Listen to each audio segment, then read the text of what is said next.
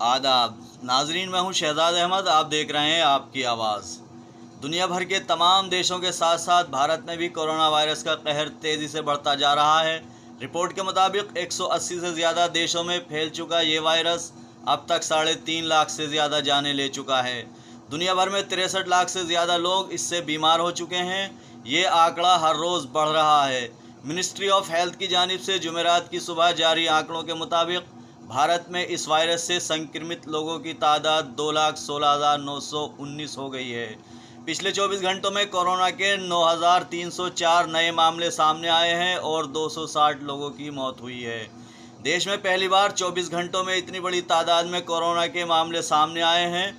अभी तक 6,075 लोगों की मौत हो चुकी है। हालांकि 1,04,107 मरीज़ इस बीमारी को मात देने में कामयाब भी हुए हैं। देश के सभी राज्यों से इसके मरीज़ सामने आ रहे हैं। कई राज्य ऐसे भी हैं जो इस महामारी से मुक्त हो चुके थे, लेकिन प्रवासियों के राज्य में दाखिल होने से वे फिर से इस इन्फेक्शन की जद में आ गए। राजधानी दिल्ली के all India institute of medical science में भी कोरोना के मामले बढ़ रहे हैं।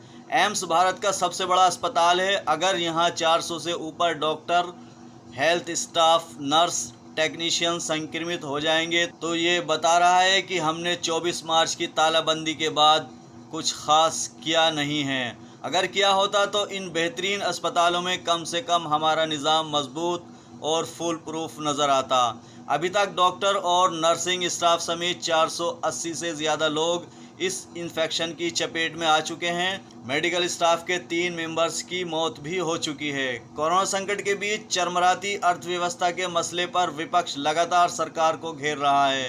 कांग्रेस नेता राहुल गांधी लगातार मोदी सरकार पर हमलावर हैं। इसी बीच राहुल गांधी तमाम एक्सपर्ट से भी बात कर रहे हैं। एक्सपर्ट से चर्चा करने की इसी कड़ी में राहुल गांधी ने बजाज ऑटो के मैनेजिंग डायरेक्टर राजीव बजाज से बात की। राहुल गांधी से बात करते हुए राहुल बजाज ने कहा कि लॉकडाउन से अर्थव्यवस्था को बहुत गहरी चोट पहुंची है और लोगों में इसको लेकर काफ़ी डर बना हुआ है। वहीं राहुल गांधी ने कहा है कि अब जबकि स्थिति बिगड़ गई है तो केंद्र ने राज्यों को उनके हाल पर छोड़ दिया है। राहुल गांधी के सवालों के जवाब देते हुए उन्होंने कहा कि सभी के लिए ये नया माहौल है, हम इसमें ढलने की कोशिश कर रहे हैं। जो लोग इसे झेल सकते हैं वो कोशिश कर रहे हैं, लेकिन इस बीच कारोबार के साथ काफ़ी कुछ हो रहा है। राहुल बजाज ने बताया कि जापान, सिंगापुर में हमारे दोस्त हैं। इसके अलावा दुनिया भर के कई देशों में हमारी बात होती है। भारत में एक तरह का ड्रैकियन लॉकडाउन है। ऐसा लॉकडाउन कहीं पर भी नहीं हुआ। दुनिया के कई देशों में बाहर निकलने की अनुमति थी, लेकिन भारत में स्थिति अलग रही। भारत ने ईस्ट नहीं बल्कि वेस्ट की ओर देखा, जबकि ईस्ट के देशों में इसके खिलाफ बेहतर काम हुआ है। मुझे लगता है कि अपने यहाँ फैक्ट और सच्चाई के मामले में कमी रह गई है। लोगों को लगता है कि ये बीमारी एक कैंसर जैसी है। अब ज़रूरत है कि लोगों की सोच को बदला जाए और जीवन को आम पटरी पर लाया जा सके, लेकिन इसमें एक लंबा वक्त लग सकता है। एक सवाल के जवाब में उन्होंने कहा कि जब कोई हेलमेट नहीं पहनता तो कुछ नहीं होता, लेकिन अब अगर कोई मास्क नहीं पहन रहा है तो उसे सड़क पर बेइज्जत किया जा रहा है, जो कि गलत है। आज दुनिया में सरकारें आम लोगों को सीधे मदद दे रही हैं। भारत में सरकार की ओर से आम लोगों को सीधे हाथ में पैसा नहीं दिया गया है। मजदूरों को अगर 6 महीने तक ही पैसा दिया जाए तो मार्केट में डिमांड बढ़ेगी। भारत की मैन्युफैक्चरिंग पर दुनिया की नज़रें हैं। ब्राज़ील बजाज की नीति की तारीफ करता है और इसे बदलाव वाला कहता है।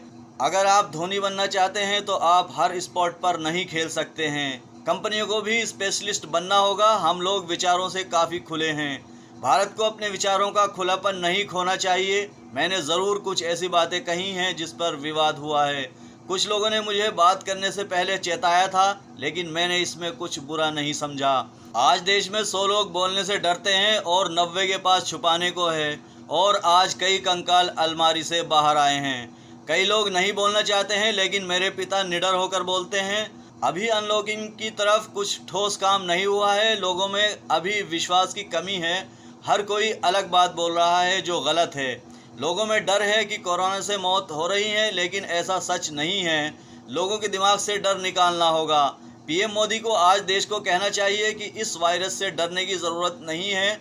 आपको बता दें कि राहुल गांधी की तरफ से लगातार कोरोना संकट के बीच एक्सपर्ट से बात की जा रही है। राहुल ने अपने इस सिलसिले की शुरुआत रघुराम राजन से की थी, जिसके बाद नोबेल विजेता अभिजीत बनर्जी से भी चर्चा की गई। इसके अलावा राहुल गांधी अब तक हार्वर्ड के प्रोफेसर से लेकर प्रवासी मजदूरों से भी बात कर चुके हैं। देश में 24 मार्च से लॉकडाउन लागू था, उसी के बाद से ही कारोबार पर फर्क पड़ा है। हाल ही में आई जीडीपी की रिपोर्ट में भी अर्थव्यवस्था का हाल खस्ता ही दिख रहा है। उधर कोरोना वायरस लॉकडाउन से मिली ढील और अनलॉक 1 प्लान के तहत 8 जून से देश भर में मजहबी इबादत गाहों को खोलने का ऐलान किया गया है। ऐसे में ऑल इंडिया मजलिस-ए-इत्तेहादुल मुस्लिमीन AIMIM के चीफ और लोकसभा सांसद असदुद्दीन ओवैसी ने मस्जिदों को खोलने के संबंध में एक अपील की है। उनका कहना है कि अब जब मस्जिदें खुलने वाली हैं तो मुस्लिम समुदाय के लोगों और मस्जिदों के मुफ्तियों को कोरोना वायरस के बीच जीने के लिए नई आदतें अपना लेनी चाहिए और नए नियम बना लेने चाहिए। बुधवार को ओवैसी ने ट्वीट पर अपनी बात रखी। उन्होंने कहा कि मस्जिदों के मुफ्तियों को चाहिए कि कोरोना वायरस के दौर में वो नमाजियों के लिए नए नियम बनाएं। उन्होंने ट्वीट में लिखा, ये वायरस कहीं नहीं जा रहा है, ऐसे में हमें यह तय करना होगा कि हम 8 जून से खुल रहे मजहबी इबादतगाहों पर ज़रूरी बचाव करें। मैंने मुस्लिमों और ख़ासकर मुफ्तियों से कुछ नियमों का पालन करने की दरख्वास्त की है। मस्जिदों से कालीन हटा लीजिए और लोग फ़र्श पर नमाज़ पढ़ें। वरिष्ठ नागरिकों और किसी बीमारी के शिकार हो रहे लोगों को जून के आखिर तक भीड़ भाड़ में जाने से मना करें। वज़ू घर से ही करके आएँ। मस्जिदों में वज़ू और टॉयलेट की सहूलत बंद रखें। नमाज़ पढ़े जाने के दौरान सोशल डिस्टेंसिंग का पालन करते हुए उचित दूरी बनाए रखें।